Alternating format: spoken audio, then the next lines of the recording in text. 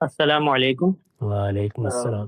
غامدی صاحب، یہ جو الگ الگ مکتب فکر ہے، سلفی، فقہی، صوفی اور فراہی، یہ بنیادی اصول میں ایک دوسرے سے اختلاف کرتے ہیں۔ کہیں قرآن کی اہمیت ہے تو کہیں حدیث کی، تو کہیں اجماع کی، اور کہیں کوئی اور چیز کی۔ لیکن اگر اللہ چاہتے تو اجماع تواتر سے اصول کو منتقل کر کے امت کو ہمیشہ کے لیے ایک اصول میں جمع کر دیتے۔ تو اللہ کے طرف سے امت کو ایک ہی اصول میں جمع نہیں کرنے کی کیا وجہ اور کیا حکمت ہے؟ کیا یہ کہ بندہ عمل کے ساتھ ساتھ علم کے امتحان میں بھی مبتلا رہے، یا یہ کہ کیونکہ دنیا امتحان کے اصول پہ بنائی گئی ہے تو دین کا علم بھی ویسے ہی ڈیولپ ہو جیسے دنیا کی باقی علوم ڈیولپ ہوتے ہیں؟ پہلے پریکٹس میں، بعد میں پرنسپلز ڈیولپ ہو، جیسے زبان پہلے پریکٹس میں آتی ہے، بعد میں گرامر بنتے ہیں۔ جزاک اللہ سے۔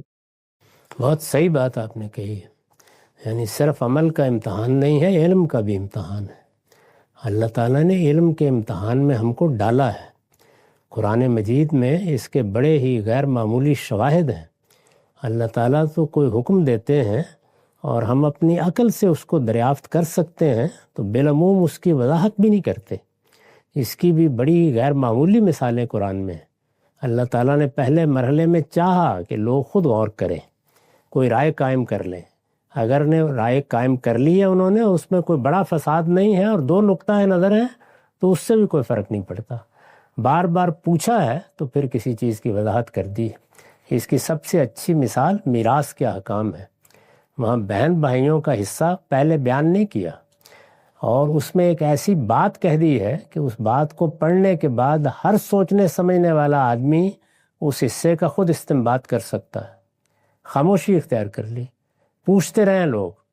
پھر آخر میں وہ آیت اتری ہے جس کو آیت السیف کہتے ہیں۔